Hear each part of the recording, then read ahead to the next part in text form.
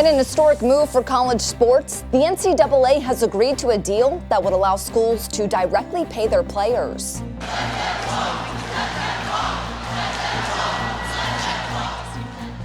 And a group of graduates walk out of Harvard's commencement after 13 students are barred from the ceremony.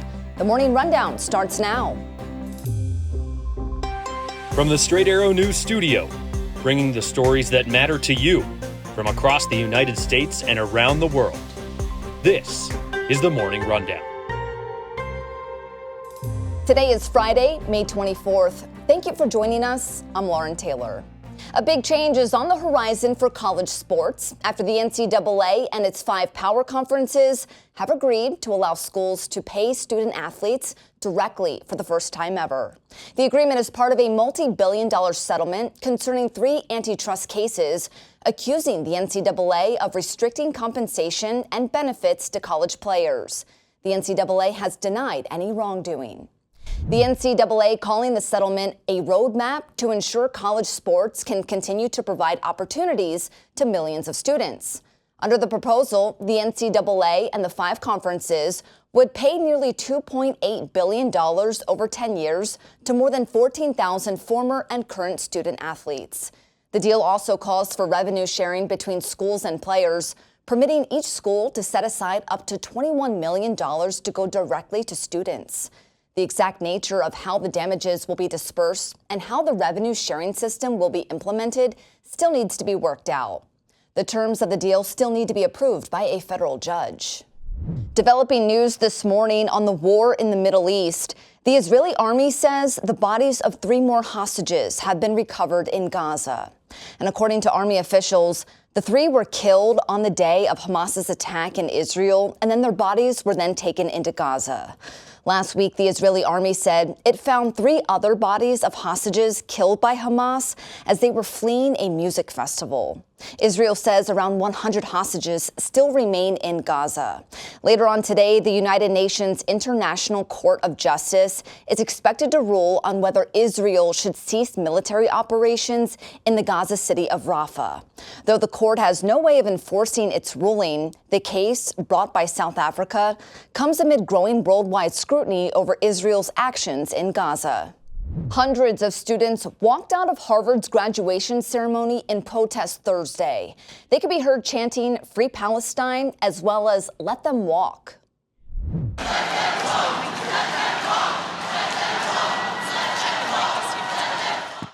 The chant was in reference to 13 students the university barred from receiving their degrees at commencement due to their conduct at an on-campus protest encampment. Harvard officials said the students were not in good standing and violated the university's policies despite a recommendation from faculty members that the students be able to receive their diplomas. The pro-Palestinian encampment lasted 3 weeks, aimed to get the school to divest from companies that support Israel and the war in Gaza. Harvard agreeing to discuss the protesters' demands. Also on Thursday, the presidents of Northwestern and Rutgers universities testified in front of a House committee defending their decisions to negotiate with protesters to end encampments on their campuses. The chancellor of UCLA also took questions about the delay in sending in police to respond to violence between sparring protesting groups on the California campus. You can find all our stories on the campus protests by downloading the Straight Arrow News app. Hundreds of people are feared dead after a massive landslide in a remote village of Papua New Guinea. The landslide struck the South Pacific nation around 3 a.m. local time, reportedly flattening dozens of homes as people were asleep inside. The Australian Broadcasting Company reports more than 100 people have been killed. However, authorities have not released an official death toll as of yet. In a statement, Papua New Guinea's prime minister said disaster officials were responding and relief efforts were underway, adding he extended his heartfelt condolences to the families of those who lost their lives in the disaster. Experts are anticipating a very active hurricane season this year. The National Oceanic and Atmospheric Administration released its busiest hurricane season forecast ever. According to NOAA scientists, there will be between 17 and 25 named storms compared to an average of 14. And of those storms, 8 to 13 are forecast to become hurricanes, including 4 to 7 major hurricanes, classified as Category 3, 4, or 5, with wind speeds of 111 miles per hour or higher. Officials said near record warm temperatures in the Atlantic Ocean and the development of La Nina in the Pacific are among the factors contributing to this record forecast. The 2024 Atlantic hurricane season spans from June 1st to November 30th. And finally this morning, if you're traveling for Memorial Day, we have a warning for you. You will be among a near record number of people to be on the move this holiday weekend, a number not seen in almost 20 years.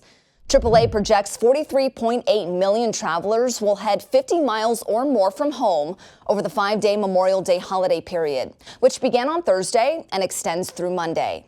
AAA says the total number of travelers is a 4% increase over last year and is very close to matching 2005's record high of 44 million travelers. AAA is projecting at least one record will be broken as 38.4 million travelers are expected to hit the road, the highest number for a Memorial Day weekend since AAA began tracking in 2000. These are your top stories for this Friday. We'll see you back here on Tuesday. Until then, I'm Lauren Taylor. Have a great holiday weekend.